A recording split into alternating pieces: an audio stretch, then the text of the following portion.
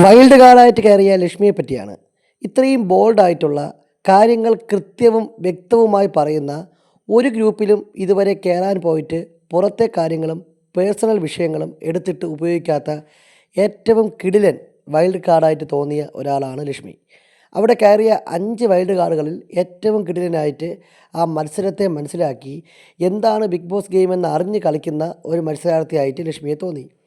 ഇന്നലെ തന്നെ ജിഷിൻ പട്ടി കുരയ്ക്കുന്ന പോലെ ഫുഡിൻ്റെ കാര്യം പറഞ്ഞ് ചാടി വീണിട്ടും ഇരുന്ന സ്ഥലത്ത് നിന്ന് ഒന്ന് എഴുന്നേൽക്കുക പോലും ചെയ്യാതെ ശബ്ദം പോലും മാറ്റാതെ കൃത്യം കാര്യം പറഞ്ഞു.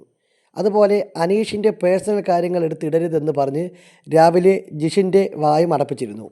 ഓവർ പട്ടി ഷോ ഇല്ല, തുണി കുറച്ചിട്ടുള്ള ഗ്ലാമർ ഷോയുമില്ല, കരച്ചിൽ നാടകങ്ങളില്ല, അലറി വിളിച്ചുള്ള ശബ്ദ കോലാഹലങ്ങളില്ല. Perfect girl in all sense. അതാണ് വൈൽഡ് കാർഡായിട്ട് വന്ന ലക്ഷ്മി. വൈൽഡ് കാർഡായിട്ട് കയറിയ ലക്ഷ്മിയെ പറ്റിയാണ്.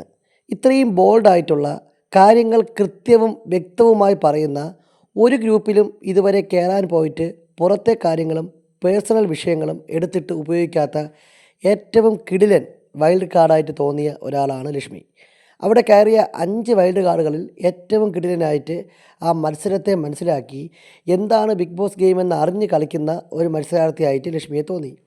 ഇന്നലെ തന്നെ ജിഷിൻ പട്ടി കുരയ്ക്കുന്ന പോലെ ഫുഡിൻ്റെ കാര്യം പറഞ്ഞ് ചാടി വീണിട്ടും ഇരുന്ന സ്ഥലത്ത് നിന്ന് ഒന്ന് എഴുന്നേൽക്കുക പോലും ചെയ്യാതെ ശബ്ദം പോലും മാറ്റാതെ കൃത്യം കാര്യം പറഞ്ഞു.